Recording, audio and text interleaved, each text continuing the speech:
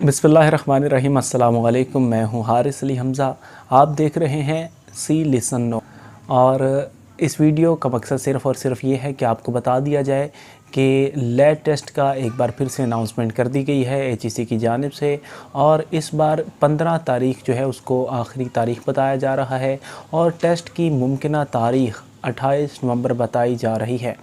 इस टेस्ट के हवाले से रवायती तौर पर वही तमाम चीज़ें जो कि आप सबको गाइडलाइंस हैं। इससे पहले अगर आपने वीडियोस नहीं देखी तो मुख्तलिफ़ वीडियोस यूट्यूब चैनल पर मौजूद हैं, उसको लाजमी तौर पर देखिएगा। 100 नंबर का पेपर है लैब टेस्ट, जिसमें 15 नंबर का आपका ऐसे, 10 नंबर की पर्सनल स्टेटमेंट, 20 नंबर आपके इंग्लिश MCQs के, 20 नंबर जनरल नॉलेज के, 10 नंबर इस्लामिक स्टडीज़ के, 10 नंबर उर्दू के और 5 नंबर का आपको मैथमेटिक्स करना होगा।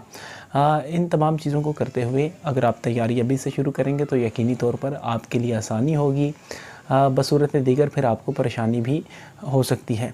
इसकी सबसे बड़ी टिप और सिर्फ़ एक ख़ास तौर पर बात, यानी ये चीज़ जहन में रख लें, आपने पहले भी मुख्तलिफ़ जगहों से ये सुन रखा होगा कि पर्सनल स्टेटमेंट और ऐसे सिर्फ़ और सिर्फ एक ही ज़बान में आपने अटैम्प्ट करने हैं।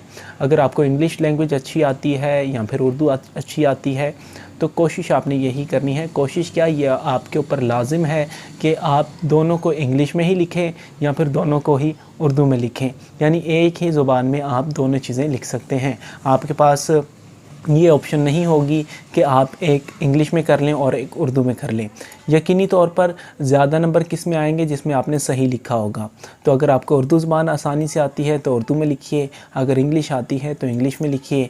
अगर कोई आपको डिफ़िकल्टी, परेशानी होती है तो हमसे रब्ता कीजिए। हमसे रब्ता आप किस तरह से करेंगे, सिर्फ़ और सिर्फ एक मुख्तसर सा और एक छोटा सा कमेंट बॉक्स में आप कमेंट कर देंगे। इंशाल्लाह आपको हर अंदाज से कोऑपरेट किया जाएगा आपके साथ और आपको जवाब दिया जाएगा। बहुत शुक्रिया।